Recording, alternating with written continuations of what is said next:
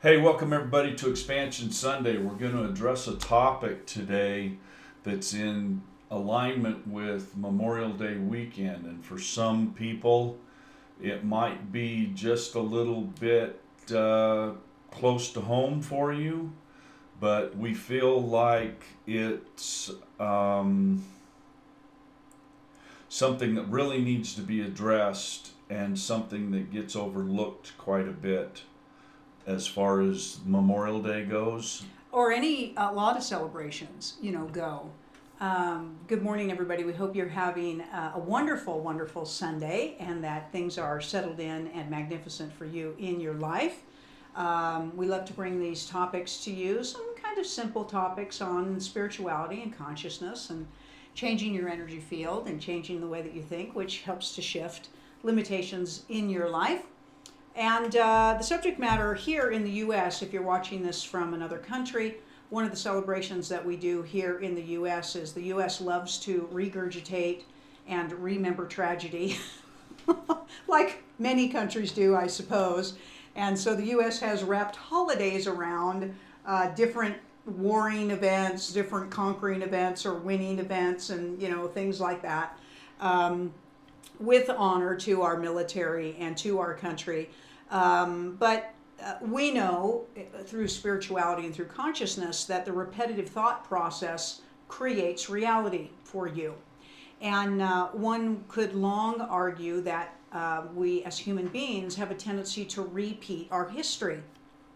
If depending on what you believe or how far our history goes back, everyone can pretty much agree that wars continue to regurgitate themselves, behaviors continue to regurgitate themselves, the way that civilizations rise and fall and rise and fall and rise and fall continues to happen, for us. And we support it's because everybody's just always thinking about those things and they repeat the experience because of mass collective thought. All that it takes is for mass collective thought to be thinking about something. And that's the conscious creative thought process, and that activity tends to re-engage itself. Yeah, where it really, because for some people they're going to have a hard time with this concept. Yeah. But let's analyze it for just a minute, okay? Especially someone who's in the spirit, that's on a conscious journey or is treading down the world of spirituality.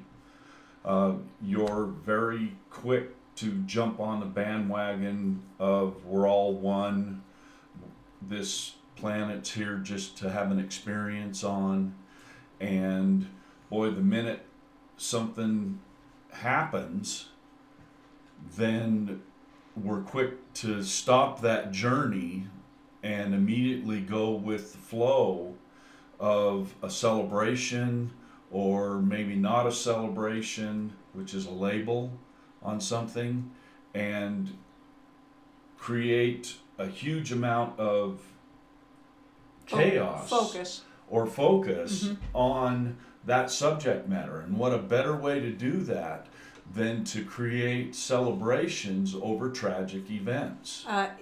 So everybody who's on any aspect of your conscious journey, everybody loves the law of attraction theory, the theory of how we create things, and we do that through thought and emotion.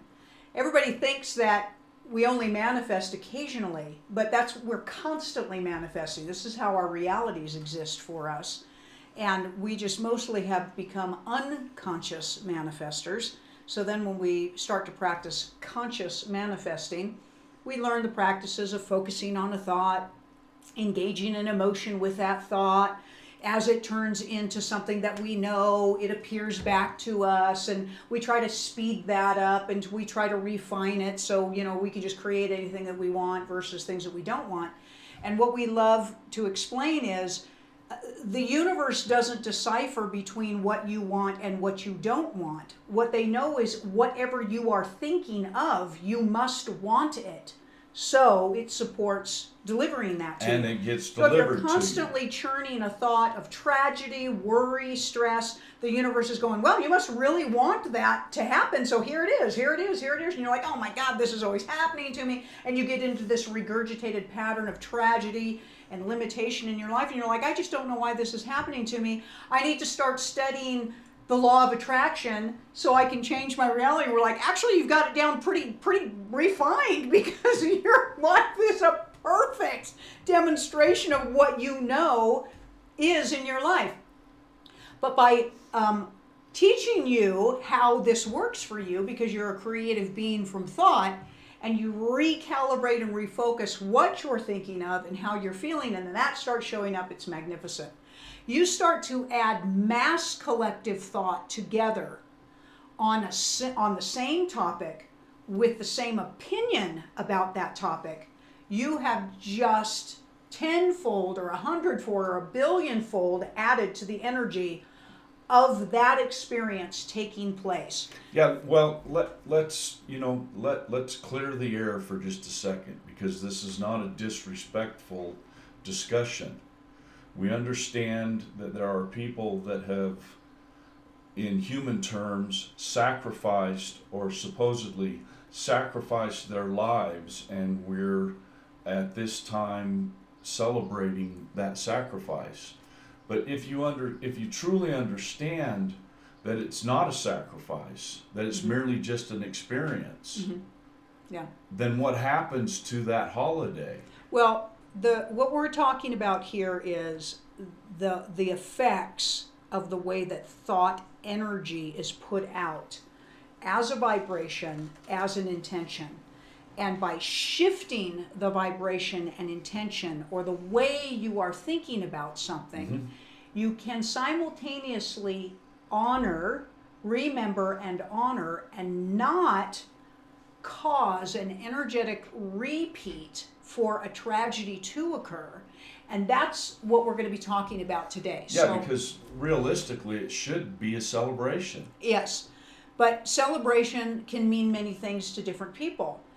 People love to go through mourning process and loss process, and what they perceive as the death of somebody, and they draw a massive crowd at a funeral, and everybody's saddened, and they're focusing on this tragedy.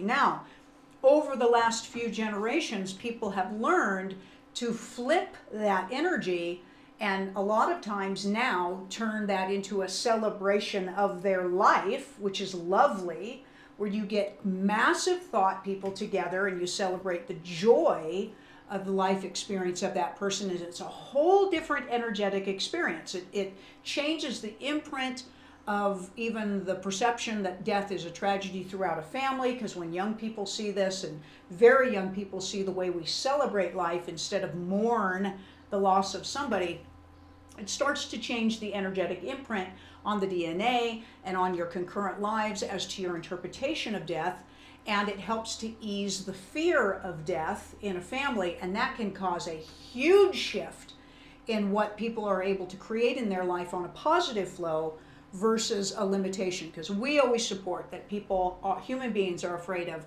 two things: death and how powerful they are. Right. So how do we honor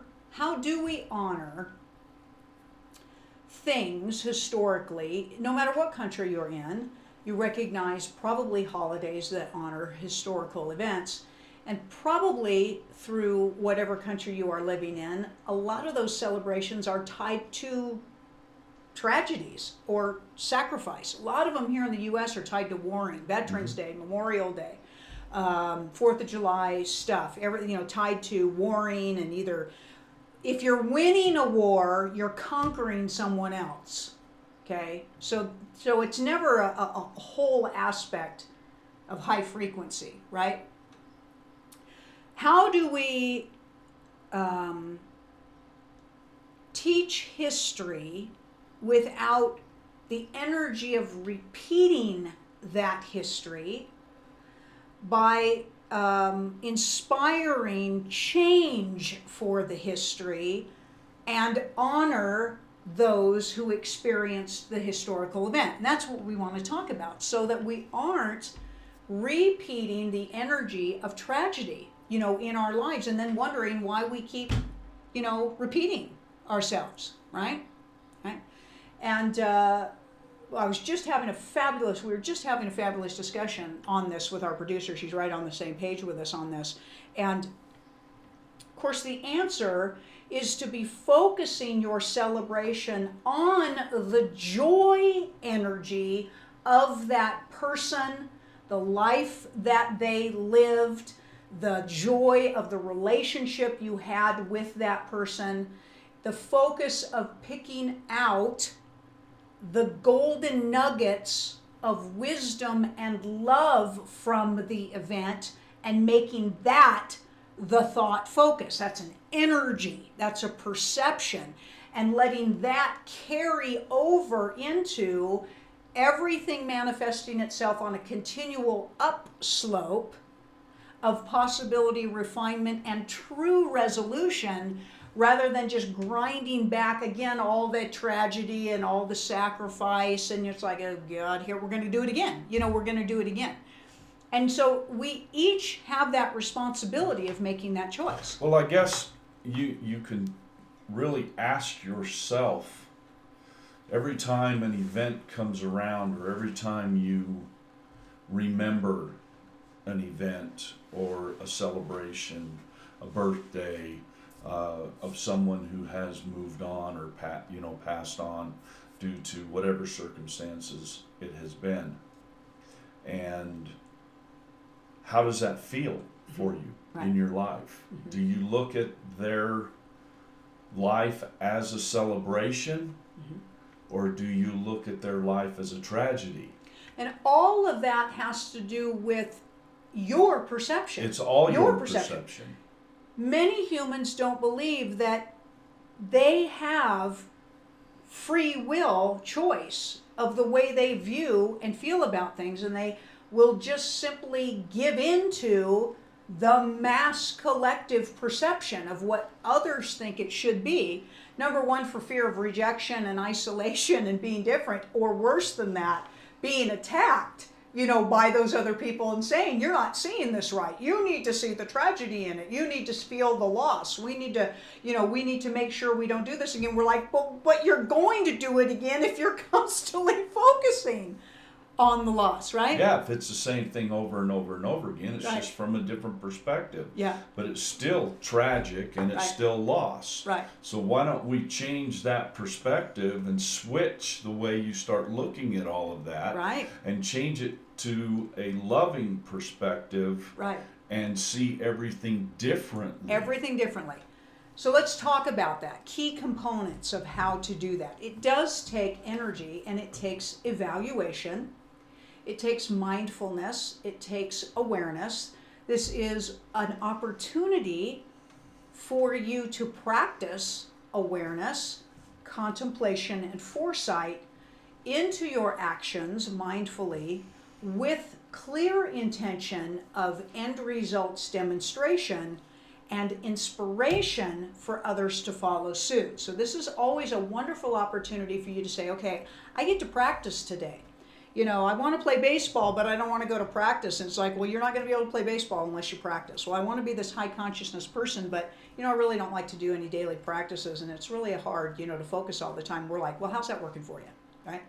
So you get to practice. So you say, okay, we've got this thing coming up, and I'm choosing to shift the energy of possibly repeating this experience exactly the same way, or shifting the energy of the experience to what we believe the original or origin intent of the experience was to expand everyone, provide for everyone, love, honor, and you've got to pull those nuggets of wisdom out of every event, because contrary to what you may be stuck in your mind thought, every single experience has opportunity and expansion in it. And even though some of that may make some of your butts pucker up when I say that, because there's like, well, there's just no way you could look at death and just try, and we're like, that's because you're closed-minded, okay? The soul creates an experience for itself in order to expand itself. The altered ego will jump in and only focus and only recognize the fear and the limitation in an experience in an attempt to snub the opportunity for the experience for the soul's expansion. And if you choose to align yourself with your soul's energy and perspective of knowing that in every thought there is possibility, extraordinary, miraculous, healing, loving, compassionate opportunity, and say to yourself, I'm going to find those things. I'm going to practice. I'm going to look for it. And when you and possibly causing the reoccurrence of a very similar event to take place with the same type of byproducts, limiting byproducts, you are also actually going back to the event and inspiring an energetic uplifting of the origins of the event itself, because there is no timeline. It's not gone. It happens in a concurrency of the now.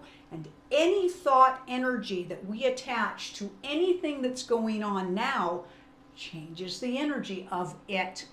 So you get this massive multiple-fold effect from your changing your thoughts and using appropriate emotions to that thought, right? Mm-hmm.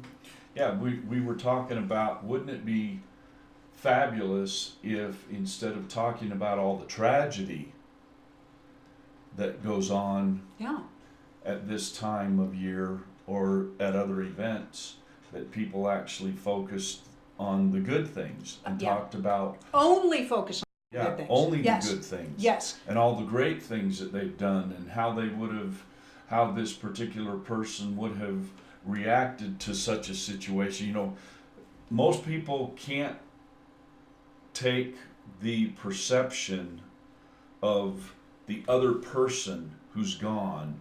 They can't grasp the idea, wow, I just wonder how they would feel if we were standing here all, feeling terrible about ourselves. Or about them. Yeah. Just the word sacrifice implies loss and limitation and tragedy, doesn't it? Yeah. Yeah. Instead of recognizing this is a choice, this is a movement into an experience, it caused a spectacular outcome for many. Isn't that fantastic? Mm-hmm. About that person, about those people, instead of, oh boy, and again, we are not talking about dishonoring. We're talking about elevating the status of the way we honor energetically by constantly pushing into the feed of love and opportunity instead of the sacrifice and the need and the loss and let's not do this again. And we're like, no, but you're thinking about that. Beautiful example in this conversation with our producer. She's lost her son, not lost him. Her son transitioned, transformed himself back into energy, and as a mother, incredibly took the position of how beautiful he is and how beautiful the continued communication is with him. And so when she goes and maybe visits, his gravesite or something like that, she's constantly in an elevated state of love and appreciation, and it's fun to see you and it's fun to be with you, and she looks for his little signs back to her, and she hears them and she sees them, and it's a positive experience instead of oh I miss you, and tears and mourning, which is common for human beings in the recognition of what they perceive to be loss, because loss is just a perception. But the ironic part is, if you carry that over into your daily life, right? Okay, your daily goings on. Yeah. Now think about this for just a minute. If all you're doing, even at a time of celebration, is mourning and feeling loss, you've completely cut off the energy of creation. Yeah, that's true. You're in reaction. You're reacting to Mhm. a situation Yeah. and looking for a reaction to come about to make you feel better. Mhm. Okay? Mhm. Instead of looking at it from a totally different perspective and saying to yourself, man, thank you for what you've done. Thank you for giving me the opportunity to see what you've done. Yeah, to be carrying forth the grandeur of just what you said, if those that fought wars and defended countries did so generally with the intention of providing opportunity for themselves, their loved ones, and the country. Some of them, of course, just have the mindset of the joy of destroying someone else. We're not talking about that type of consciousness. But when they transition into non-physical and perceived time passes by, if they could just tap down into everybody else, they would be saying, we want you to appreciate your lives. We want you to appreciate your country. We want you to appreciate each other.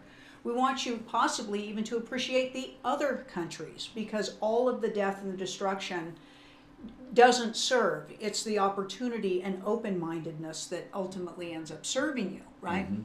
Now, we know that this seems hard because it's long traditions get embedded. Well, practices in a family and in a community and in a country and in a civilization and a human aspect. Traditions can be very steadfast in your belief system, in your practice system. Sometimes they're just very unconscious, right? Yeah, but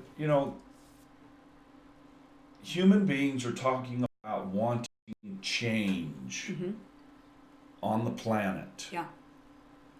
Well, it's not convenient, folks, just to have change when you want it.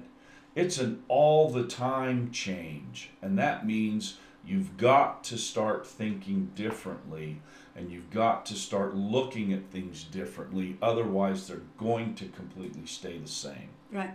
Right. And holidays are one of those things. Yeah. And children, they're just going to go the direction you're guiding them. Yeah. Because, we wouldn't say they don't know, but they aren't really attached to history. Well, they don't understand until you They're just going to explain it. follow the momentum of how the family's celebrating and how the community's celebrating.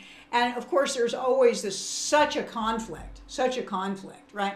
I always thought it was strange as a child, like Memorial Day or Veterans Day would come along. And it's common here in the U.S. for communities to have parades and, celebrations at the parks and things like that. And then, oddly enough, there was a celebration like at cemeteries, stuff like that, which I always thought was kind of strange. But anyway, you've really got this mixed energy, don't you? On one hand, you're celebrating something, and it's like, woohoo, parade, candy, cake, hot dogs, floats, and people, and then it's like, here come the wounded soldiers and the wounded, and there's this weird energy of, wait, okay, now we're coming down, right? So we're up on our energy here, now we got to come down on our energy here and honor these guys, and I'm sorry you got wounded, and then we're bringing the energy back. Okay, now we're going to go throw balloons at darts and win goldfish. Okay, that's super cool. And it's like, what are we doing? Okay, right? And very commonly, the adults are all kind of semi in tragedy. Oh, we need to really remember the sacrifice that Grandpa made. And the kids are like, I just want to go win a goldfish. Isn't that work? Right? And they're like, no. And same thing with a damn funeral, like everyone's in black. What are we doing? What are we doing? Oh, now's the time for sadness. Okay, so feel sad right now. And the kids are like, okay, I got to feel sad for a few minutes, or else at least I got to pretend like I got to feel sad for a few minutes, and now I can go play with Bobby and we can get back to rollerblading, right? If we follow the lead, really, of the children, which is, I acknowledge, I honor, but this is fabulous, and this is fabulous, and this is fabulous, the odds are that tragedy would not repeat itself, certainly not as closely repeated as it tends to do so in civilizations, where true shift and expansion, which is the intention of the event in its origins, finally starts to take place. Finally starts to take place. And we all sit around and we're like, how did we finally master the art of shifting and changing? Instead of we've so mastered the art of repeat and regurgitate, and we've lost sight, we acknowledge the power of thought and emotion and creative process in very small fractals in our life, and we forget how powerfully we're doing this on a continuum, right? Yeah, I guess what it gets down to is, what do you decide on a holiday or a celebration? And I'm talking about planet-wide, because this is more than just a United States thing. Mm-hmm. On the planet, what do you decide to celebrate, and how do you decide to celebrate? Because how you celebrate is very critical to your conscious journey. If, as a species, we celebrated the expansion of every experience, that's the massive shift of consciousness that everybody thinks is happening on this earth ship, or trying to find ways to create on this earth ship. And they can't figure out if it's happening or when it's happening or where. We're like, in this moment right now, everything could start shifting if everybody chose the art of true celebration from every single day's experience, never focusing on the limitation, never focusing on the low vibration. So you wouldn't have stress, you wouldn't have anxiety, you wouldn't have disease, you wouldn't have chronic conditions, you wouldn't have poverty. You had constant awareness. This isn't ignorance. Constant awareness and constant push, energetically, intentionally, and action-wise, to expand one day and expand it more the next day and expand it more the next day. Constantly moving in a massive shift of expansion. And everybody's like, well, how do we do that? And we're like, you have to change your perception and what you see and focus on from any given experience. Well, I guess you have to start out by staring at yourself in the mirror, as we sometimes tell people. Look at yourself in the mirror and answer yourself the simple question, what would love do? Right. Do you even understand what love is all about? Right. Love is very high energy. Love is all allowing. Love is everything. It's possibility. And it's right. Possibility instead of limitation. Right. Does it have an absolute, fixed, limited way of being? That's fear.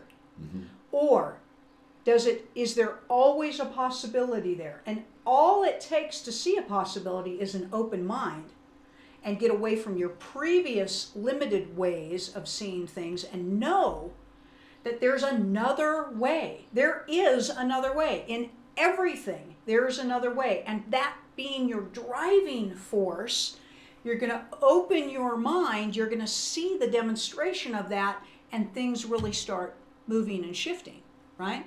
And what a perfect opportunity for you to begin this practice on a weekend like this, where the massive celebration of soldiering and warring and dying and things that's taking place. It's even a much bigger celebration than that. I mean, to be honest with you, there's so many other things that hinge upon this celebration. It's almost like a coming out for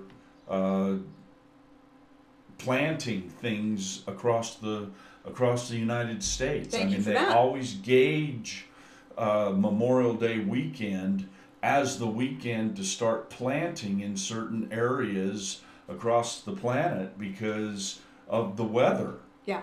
Now, this year, things have gotten kind of haywire and nobody really knows when to plant, Right. and you're fighting the weather no matter what you're doing. Yeah. But it's always been a gauge to do that. And I personally have always looked at Memorial Day weekend not out of a celebration for mourning somebody, but I see it as a celebration of the opportunity to change the planet by planting plants that change the atmosphere around you. I mean, there's nothing like walking up to a house or visiting someplace and flowers are in bloom, plants are healthy and thriving, and I mean, come on, look at what happens when you go to Disneyland. Well, honey, Disneyland's that way all the time. I know. It's always I springtime know. at Disneyland. It's always spring. But so there's so many other things that hinge upon this weekend, other than just this holiday celebration. It's an opportunity for energy change. It's an opportunity for energy change. Just like every single day and every single moment is that way for you, right? Yes. Somehow little reminders and literally flags. I look at flags and now and I think, oh, there's our little flag of reminder, you know, our ping, our jolt, our wake up, and what do we do with those reminders? We focus, we intend. Right. And it's not disrespectful. I just believe that if people would start looking at holidays and celebrations from a totally different perspective, perspective. And I guess that's another topic really is, what is your perception of honor and respect? How do you go about doing that? To me, honor and respect is to go to the love perception. That's the most honoring and most respectful thing. Then recognizing the tragedy, it's a shift of perspective. I just have a different perspective. It's a shift in energy. Yeah. I also remember something for myself and probably for some of our viewers too, depending on how old you are generationally watching this program. So my father was military, and there was obviously a certain percentage of that energy kind of resonating with our household and growing up. And so Dad had his old uniforms, his medals, his victory flags, and things like that from everything he'd be in, and they were in the house somewhere, okay? And occasionally they get pulled out, and my brother would pull them out. They had a really weird energy to them. To me, I now look back at that and kind of recognize that I didn't really like seeing those things. Now I know they had a whole lot of limited energy attached. A lot of guilt, death, and weird energy attached, and they were weird. And other people look at that stuff and get kind of fired up and thought it was really super cool. And I was like, let's pack that stuff away. And yet, of course, it's still there, right? So even if it's packed tightly in a closet, okay, that doesn't keep the energy, from seeping out, into the atmosphere. And then of course on celebrations like this, a lot of the gentlemen and women who served put on those old uniforms, and they're once again they're jumping back in that energy and bringing all that back to the surface. And I'm like, gosh, when you just shift so much of that is remarkable, right? We know you have to kind of find your own way of doing it. But one of the ways that we suggest is to recognize that something is coming up and it's going to be massively celebrated. And to really kind of make a declaration to yourself, I'm going to see this differently. And maybe, really catching yourself going through a methodical thought process of positive, carrying forth the actions of that perception and making sure that the way you're acting and the way that you're participating is all positive and all full of expansion and gratitude and things like that. That way, at least you're not going to be ostracized for not participating, because some people would say, well, we don't want you to participate in it at all. And we're like, well, no, you could opt out, and if that's really what you're feeling, driven to do. But it's more contributory to demonstrate Right. the shift Right. of expansion and encourage that. I was just thinking as you were saying that it never fails. You're always going to offend somebody, because somebody else's perspective, especially on this situation, is coming from, well, that's just totally disrespectful. Mm-hmm. That's just, you just don't understand the sacrifice that went in. There's so many things you don't understand. And that's why I'm saying we need to change that energy. Right. From one of a negative to a positive. Right.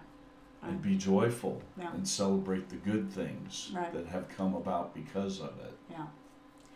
We hope all of you out there have an expansive Sunday, right? And every day that you use this weekend, this day, this moment as an opportunity to practice your conscious journey and your state of awareness. Yeah, because the conscious journey is a full-time perspective.